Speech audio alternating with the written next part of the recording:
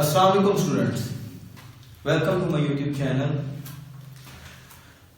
आप लोगों की वजह से कुछ स्टूडेंट्स मुझे बार बार कह रहे हैं सर हमारे ना सेकेंड ईयर भी स्टार्ट करें था तो ऑर्गेनिक पोर्शन स्टार्ट करें, हमारा हर जो हो रहा है हमने पढ़ना होता है। तो मैंने पहले मेरा ये प्लान था कि मैं पहले फर्स्ट ईयर कंप्लीट करूंगा, फर्स्ट ईयर कंप्लीट करने के बाद मैं सेकेंड ईयर कंप्लीट करूंगा, लेकिन अब बच्चों के बार बार कहने की वजह से मैंने स्टार्ट किया।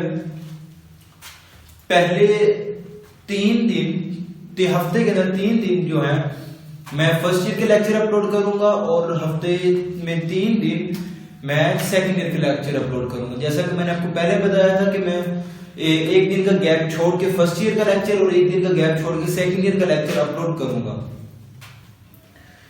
तो पहले मैंने आपको फर्स्ट ईयर का लेक्चर अपलोड किया, अब सेकंड ईयर का लेक्चर ऑर्गेनिक पोर्शन है। सेकंड ईयर का ऑर्गेनिक पार्ट पहले हमने स्टार्ट किया, इनऑर्गेनिक बाद में करेंगे।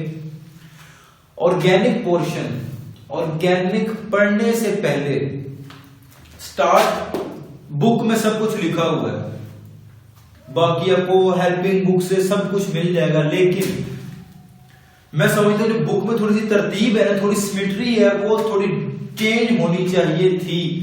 इसलिए मैं अपने अकॉर्डिंग आपको वो चीज पहले बताऊंगा जो पहले बतानी चाहिए, वो चीज बाद में बताऊंगा जो बाद में बतानी चाहिए। मतलब कि जो बुक में है उससे थोड़ा सा हमारा स्केड्यूल चेंज होगा, वही स्केड्यूल नहीं रहेगा। पहले 2-3 लेक्चर, जितने भी लेक्चर मैं आप लोगों की बेस बनाऊंगा। What is the organic, what is organic chemistry, पहले थोड़ी सी बेस बनाऊंगा। मैं आपको सब चैप्टर्स का एक समअप, एक समरी आप लोगों को बताऊंगा, आप लोगों का कंसेप्ट क्लियर करूंगा ताकि आप लोगों को थोड़ा सा इंटरेस्ट क्रिएट हो कि what is organic chemistry and what we have to read and what we read before these lectures. Direct मैं आपको आते साथ ही बताऊं कि ये प्रोडक्ट, ये रिएक्ट किए, ये प्रोडक्ट बन गए, ये हो गया, ये हो गया, लेकिन ऐसा नहीं करूंगा। इंशाल्लाह मैं आप लोगों को कंसेप्ट दूंगा। पहले 3-4 लेक्चर ये आपकी किसी बुक में नहीं है। पहली बात, किसी हेल्पिंग बुक से आपको इस तरह के लेक्चर, इस तरह आपको कंसेप्ट्स नहीं मिलेंगे। आप लोग सिर्फ पहले कंसेप्ट लें, अपनी बेस स्ट्रॉन्ग करें। जब तक बेस स्ट्रॉन्ग नहीं होगी आगे जाने का फायदा नहीं है।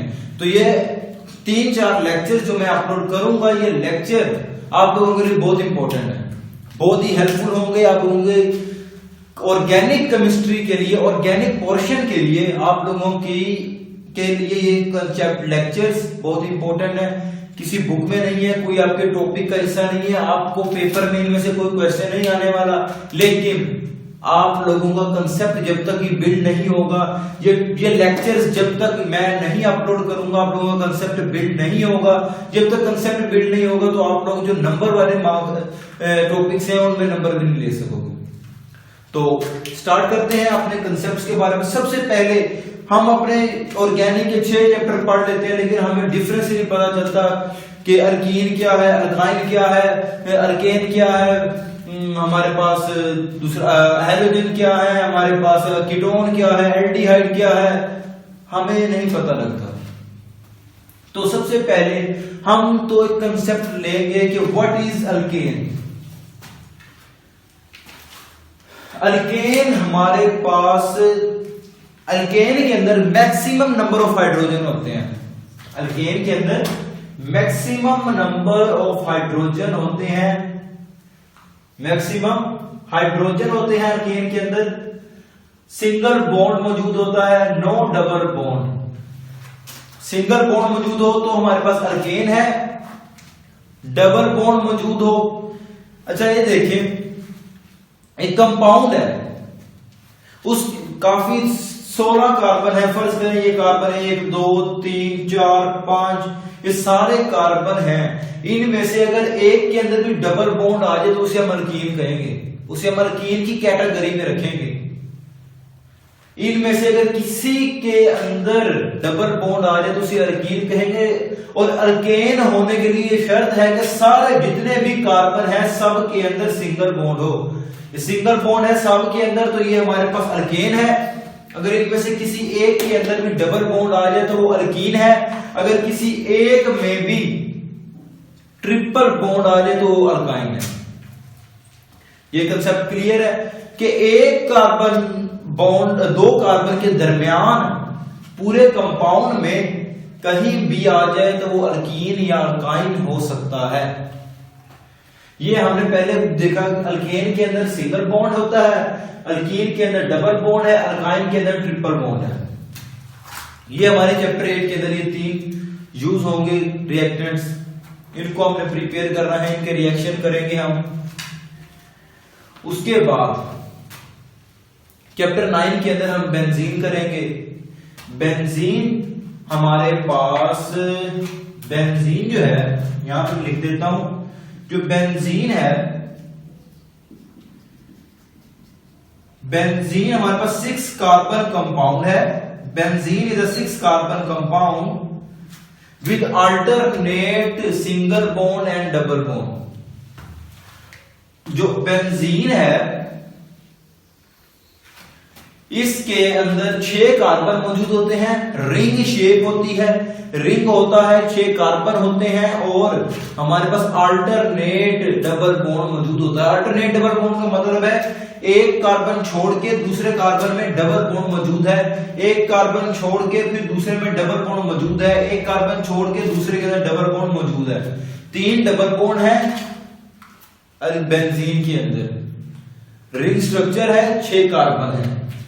उसके बाद फिर हम पढ़ेंगे चैप्टर 10 के अंदर हम हैलोजन्स के बारे में पढ़ेंगे। हैलोजन क्या होते हैं? हमारे हैलोजन फैमिली जो है ग्रुप नंबर 7 में, वो हमें याद करने वो सारे हैलोजन्स होते हैं। इन हैलोजन्स को हम एक्स के साथ भी डिनोट करते हैं, एक्स के साथ फ्लोरीन, क्लोरीन, ब्रोमीन और आयोडीन, ये सब के सब हमारे पास हैलोजन्स हैं।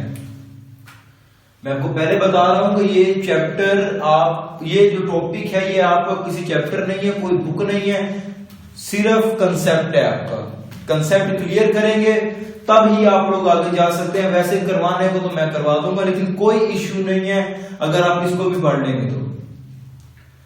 उसके बाद ये मैंने आपको बताया चैप्टर 8 के अंदर हम यूज करेंगे अल्केन, अल्कीन, अल्काइन। चैप्टर 9 के अंदर हम करेंगे बेंजीन, चैप्टर 9 के अंदर हम बेंजीन करेंगे, चैप्टर 10 के अंदर हम हैलोजन करेंगे। Halogens are the member of group 7 periodic table के अंदर। जो ग्रुप 7 है उसके जो मेंबर्स हैं वो हमारे पास है हैलोजन। कौन कौन से? फ्लोरीन, क्लोरीन, ब्रोमीन, आयोडीन और एस्टेटीन। ये हमारी एस्टेटीन है, ये हमारे पास रेडियो एक्टिव है, इसलिए हम इसको यूज नहीं करते। इसके ऊपर सारे जो भी हैं फ्लोरीन, क्लोरीन, ब्रोमीन, आयोडीन, ये सब हैलोजेंस के तौर पे हम रिएक्टेंट के तौर पे यूज कर सकते हैं। हाइड्रोक्सल, हाइड्रोक्सल जो है हमारे पास जहां भी लगा होगा इसका मतलब होता है अल्कोहल, इसका मतलब है अल्कोहल। OH हाइड्रोक्सल ग्रुप इसको कहते हैं। हाइड्रोक्सल ग्रुप जहां भी लगा होगा इसको हम, उस कंपाउंड को हम अल्कोहल कह सकते हैं। और अमाइनो, अमाइनो NH2, अमाइनो और इमीनो में बहुत फर्क, माइनर सा डिफरेंस है।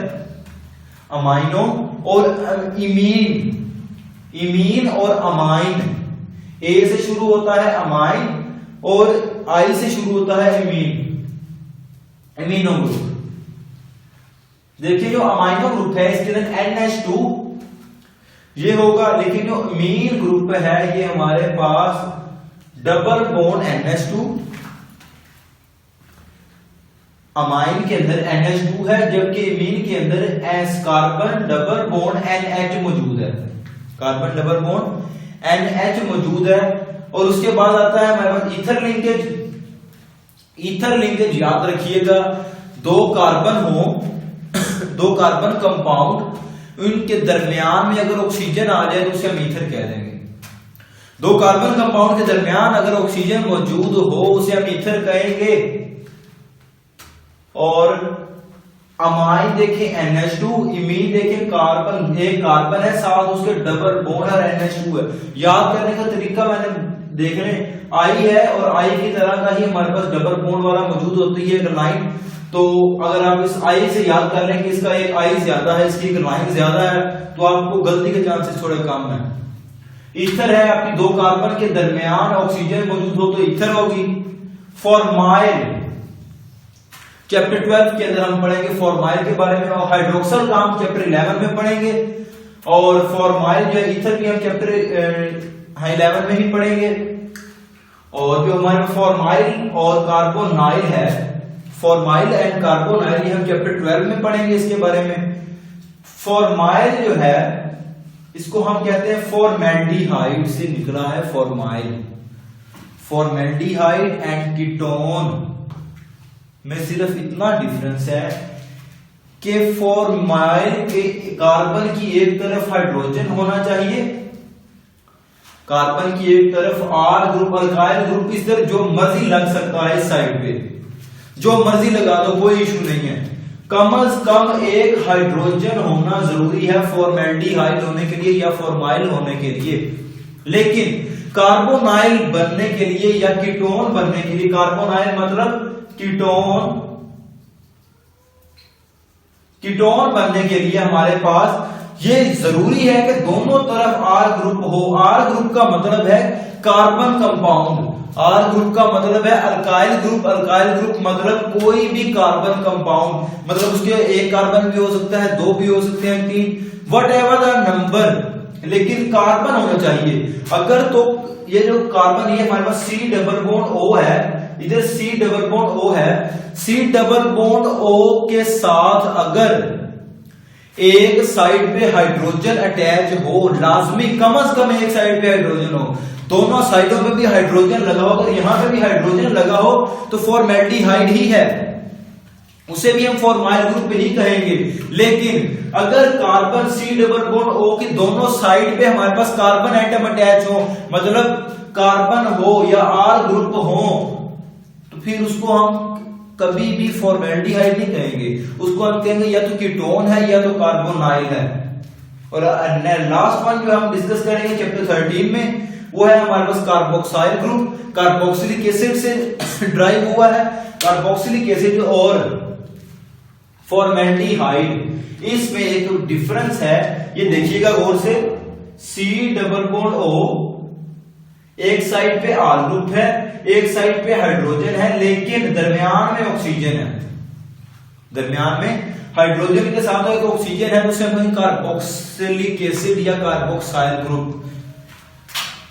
होप सो आप लोगों को समझ आई होगी, थोड़ा सा बेसिक कंसेप्ट ही है। पहले देखते हैं चैप्टर 8 की बात की थी, जैसे हमने अल्केन के बारे में, alkane carry single bond, alkyne carry double bond, alkyne carry triple bond, ठीक हो गया।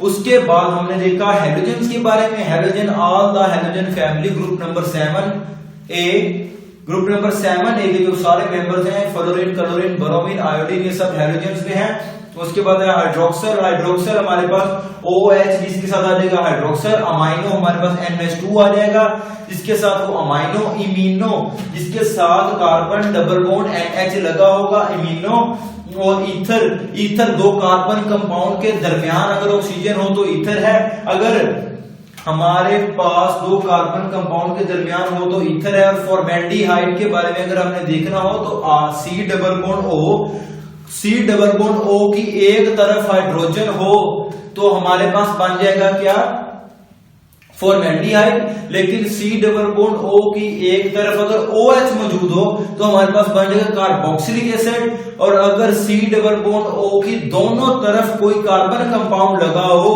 तो हमारे पास बन जाएगा कीटोन या कार्बोनाइल कंपाउंड। ये था हमारा आज का यहां तक का टॉपिक। अब आगे देखते हैं what is the organic compound. Organic compound, organic chemistry हमने स्टार्ट की है तो हमें ऑर्गेनिक कंपाउंड के बारे में पता होना चाहिए। ऑर्गेनिक कंपाउंड इतना जरूरी क्यों है?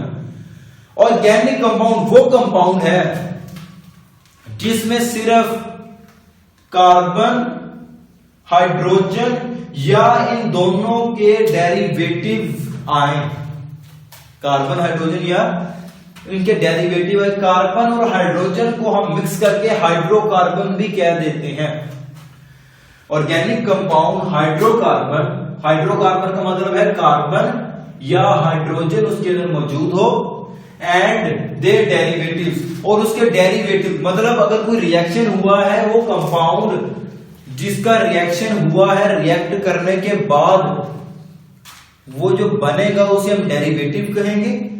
मतलब ये जो हाइड्रोकार्बन है इसका रिएक्शन हुआ है, इसके रिएक्शन के बाद जो हमारे पास कंपाउंड आएगा उसे हम उसका डेरिवेटिव कहेंगे, और वो जो डेरिवेटिव है वो भी हमारे पास ऑर्गेनिक कंपाउंड ही है। और हम अपने एफएससी और MDCAT ECAT level तक कुछ इनऑर्गेनिक कंपाउंड्स याद कर लेते हैं, लेकिन वैसे इनकी अमाउंट बहुत ज्यादा है, मुश्किल है याद करना। तो हम अपने एफएससी और एमडी कैट लेवल तक ये कर लेते हैं याद, ताकि हम मेरे पेपर पॉइंट ऑफ व्यू से हमारा सब कोई क्वेश्चन ना रह जाए। अब ये याद रख लो कि water HCO3 CO3 HCN CO CO2 and NH4CNO, सिर्फ ये हमारे पास 7 कंपाउंड ऐसे हैं जो हमारे लेवल तक इनऑर्गेनिक है। इसके अलावा आपको कोई भी आ जाए, कोई भी एमसीक्यू आपको आ जाए, आप लोगों ने चुप करके उसको ऑर्गेनिक की लिस्ट में लगा देना। आप लोगों ने चुप करके उसको ऑर्गेनिक की लिस्ट में लगा देना। यहां पे एमसीक्यू कर लेते हैं विच इज नॉट हाइड्रोकार्बन।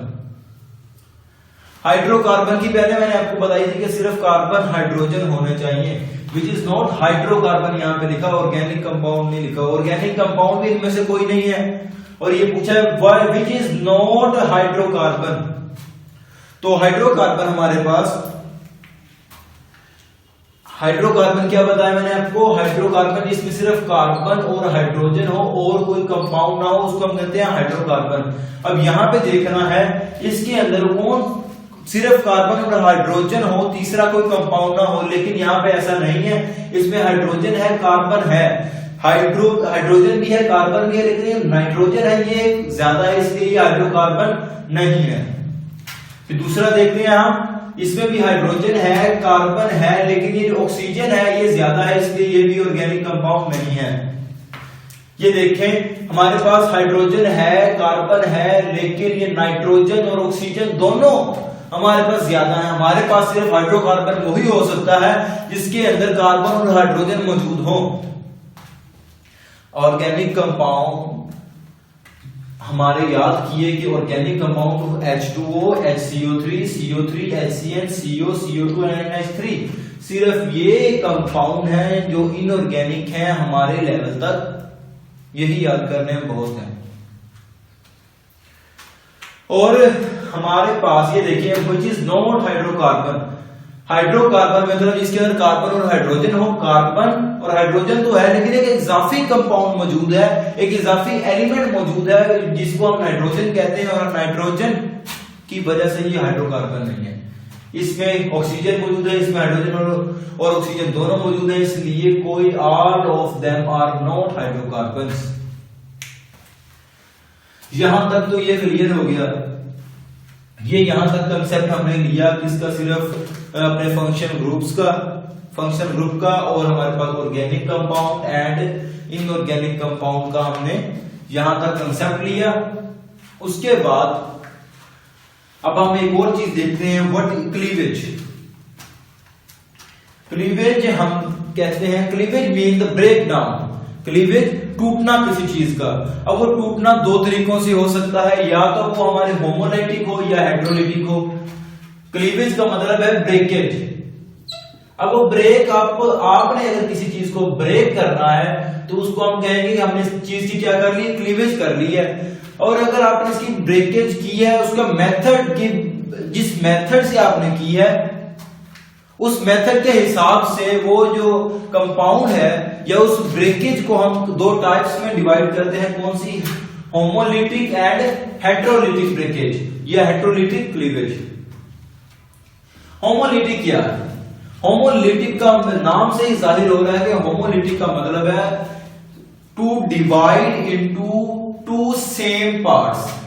होमो का मतलब same, homo mean same and lytic mean breakage. Lytic में ब्रेकेज, ब्रेक करना, लिटिक मीन ब्रेक करना, और होमो का मतलब है सेम। होमो का मतलब है सेम और लिटिक का मतलब है ब्रेकेज। नाम से जाहिर हो रहा है कि सेम ब्रेक अगर करेगा कोई कंपाउंड है वो दोनों दरमियान से टूटे उसे हम होमोलिटिक कहेंगे। और हेट्रोलिटिक क्या है? Hetero mean different, hetero mean different और लिटिक मीन ब्रेकेज। वही बात है कि अगर अनइक्वल डिस्ट्रीब्यूशन हो, पहले तो ये इक्वल डिस्ट्रीब्यूशन थी तो हमारे पास हमने इसे कह दिया होमोलिटिक है, लेकिन अगर अनइक्वल डिस्ट्रीब्यूशन हो तो उसे हम कहेंगे हेट्रोलिटिक डिस्ट्रीब्यूशन, हेट्रोलिटिक क्लीवेज कहेंगे उसे हम। जो हमारे पास होमोलिटिक क्लीवेज है, होमोलिटिक क्लीवेज में हमारे पास बनेगा फ्री रेडिकल्स बनते हैं, लेकिन जो हेट्रोलिटिक है इसके अंदर हमारे पास आयन बनते हैं। आयन में भी केटाइन में भी एनाइन। आयन के ऊपर नेगेटिव चार्ज भी हो सकता है, पॉजिटिव चार्ज भी हो सकता है। देखें आप, अगर हेट्रोलिटिक है, क्लीवेज हेट्रोलिटिक है तो दोनों डिस्ट्रीब्यूशन इक्वल नहीं है। जब क्लीवेज हमने की हेट्रोलिटिक तो एक तरफ ज्यादा इलेक्ट्रॉन चले गए, एक तरफ कम इलेक्ट्रॉन चले गए। जिस तरफ इलेक्ट्रॉन ज्यादा गए उसको हम कह दिए नेगेटिव पार्ट है, जिसकी तरफ इलेक्ट्रॉन कम गए उसको हम कह दिए पॉजिटिव पार्ट है। लेकिन अगर दोनों तरफ इलेक्ट्रॉन सेम है, अगर होमोलिटिक की केस में दोनों तरफ इलेक्ट्रॉन सेम है तो किसी के ऊपर भी पॉजिटिव चार्ज नहीं आएगा, किसी के ऊपर नेगेटिव चार्ज नहीं आएगा। सबके ऊपर हम एक रेडिकल साइन, एक डॉट लगाते हैं। लाइक इस तरह कार्बन लिखा है तो कार्बन के ऊपर हम डॉट एक लगा देंगे। ये डॉट शो करता है कि एक रेडिकल है और रेडिकल ज्यादा रिएक्टिव होता है एज कंपेयर टू पॉजिटिव और नेगेटिव चार्ज। और ये इलेक्ट्रॉन, ये रेडिकल शो करता है कि इसके पास एक इलेक्ट्रॉन की कमी है। वो कोवेलेंट बॉन्ड था, वो कोवेलेंट बॉन्ड हमने ब्रेक किया, वो ब्रेकेज करने की वजह से हमारे पास दो डिफरेंट पार्ट में टूट गया। और वो टूटने, जब वो टूटा तो उसके पास दो इलेक्ट्रॉन थे, एक दूसरे कंपाउंड के पास चले गए, इसके पास आ गए। ये बात है हमारे होमोलिटी की। और फ्री रेडिकल बनेगा और रेडिकल के ऊपर क्या होता साइन होता है? रेडिकल साइन होता है कंपाउंड के ऊपर। ये रेडिकल बनते कैसे हैं? सनलाइट अगर हो या हमारे पास टेम्परेचर ज्यादा हो, सनलाइट होने की वजह से या टेम्परेचर ज्यादा होने की वजह से हमारे पास होमोलिटिक ब्रेकेज होती है। लेकिन अगर हमारे पास पोलर सॉल्वेंट मौजूद हो, पोलर सॉल्वेंट मौजूद हो तो हमारे पास, पोलर का मतलब ही पोल बनना है, पोलर का मतलब ही पोल बनना है और पोल का मतलब होता है पॉजिटिव और नेगेटिव चार्ज। अगर हमारे पास कोई सॉल्वेंट है ये ऐसा जिसके अंदर पहले ही पॉजिटिव और नेगेटिव चार्ज है और उसके अंदर हम एक कंपाउंड डालते हैं और जिस कंपाउंड की हमने ब्रेकेज करनी है, अगर हमने उस कंपाउंड को अंदर डाला, उसके अंदर पॉजिटिव नेगेटिव चार्ज पोलर में मौजूद थे, तो पॉजिटिव नेगेटिव चार्ज, खुद सोचें आप, जाके उस कंपाउंड से रिएक्ट करेंगे। जब उस कंपाउंड से रिएक्ट करेंगे जो उसकी ब्रेकेज होगी, फर्ज करेंगे पोलर सॉल्वेंट था, उसका जो नेगेटिव पार्ट है इसने जाके वो जो कंपाउंड जिसकी हमें ब्रेकेज करवानी है उस पे जाके अटैक करता है। जब उस पे अटैक होगा, वो जो नेगेटिव चार्ज है उसने उसके पॉजिटिव को खींच लिया। जब उसने उसके पॉजिटिव को खींच लिया तो पीछे जो कंपाउंड पे चार्ज बचेगा वो नेगेटिव चार्ज बचेगा। उम्मीद है समझ आई होगी मैं क्या पॉइंट समझाना चाह रहा हूं, लेकिन एक दफा मैं फिर रिपीट करता हूं। ये तो बात समझ आती है कि सनलाइट आई या टेम्परेचर ज्यादा हुआ, एक कंपाउंड ब्रेक हो गया। लेकिन जब हेट्रोलिटिक के अंदर हमारे पास पॉजिटिव नेगेटिव चार्ज कैसे आया उन पे, ये बात सोचने वाली है कि कंपाउंड, अगर हम पोलर सॉल्वेंट लेते हैं, पोलर का मतलब होता है which carry positive and negative charge, दोनों पोल्स उसके अंदर मौजूद होते हैं, उसको हम कहते हैं पोलर सॉल्वेंट।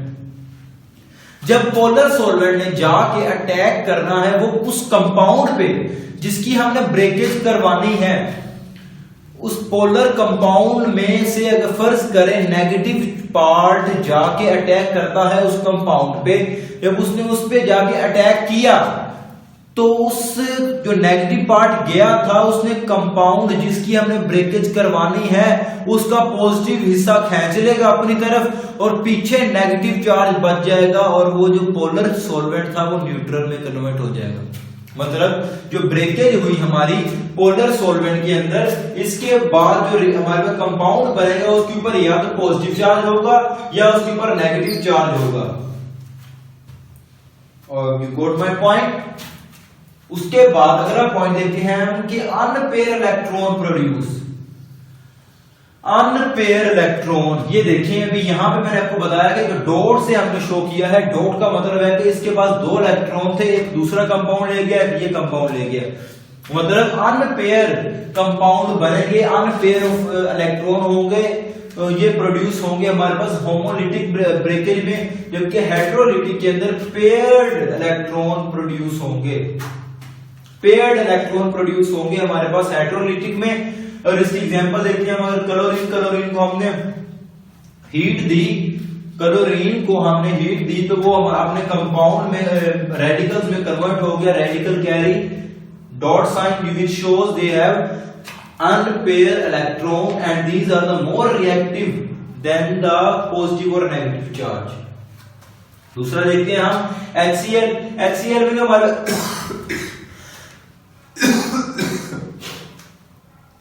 HCl में दूसरा देखते हैं हम HCl में जो हमारे पास क्लोरीन है, क्लोरीन के ऊपर chlorine is more reactive, chlorine is more electron negative, chlorine hydrogen से ज्यादा इलेक्ट्रोनेगेटिव है, इलेक्ट्रोनेगेटिव है।